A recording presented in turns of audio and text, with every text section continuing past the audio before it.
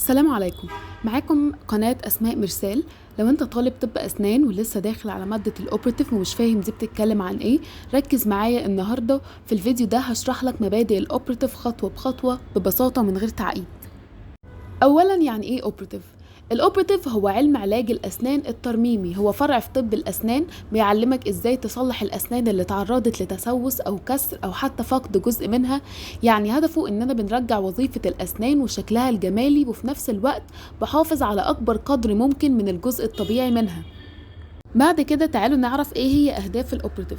الاوبراتيف اهمها ان انا احافظ اول حاجه على الاثاتكس، يعني الشكل يبقى جميل، ارجع السنه لشكلها الطبيعي مره تانية.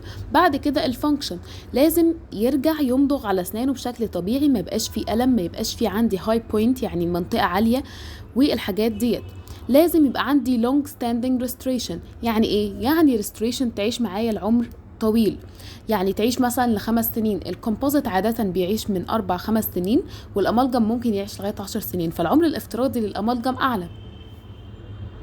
هو ده بالظبط اللي احنا بنعمله في الاوبراتيف. شايفين السنه ده اللي على الشمال دي بعد ما شلنا التسوس خالص، بقى عندنا حاجه اسمها كافيتي، ودي اللي بنسميها كافيتي بريباريشن. بعد كده نبدا نحط الريستريشن بتاعتنا، سواء كانت كومبوزيت او امالجم.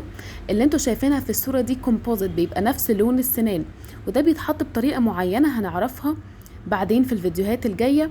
اهم حاجه ان الكومبوزيت طبعا بيبقى ايثاتيكلي احسن من الامالجم، وده كده قبل وبعد الريستريشن. بعد كده عندنا انواع الكلاسز بتاعه الكافيتي بريباريشن اكوردنج لعالم اسمه جيفي بلاك.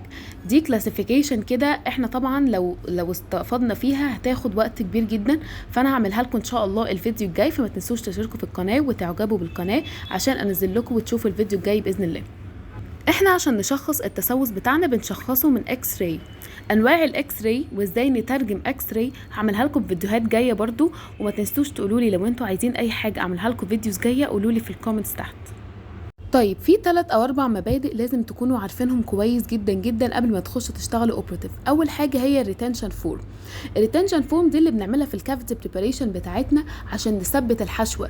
احنا عارفين ان الامالجم بيمسك ميكانيكال مش كيميكال، يعني ما بيرتبطش مع السنه كيميكال، فلازم نعمل حاجه زي بوكس شيب كده يثبت الحشوه انها ما تقعش.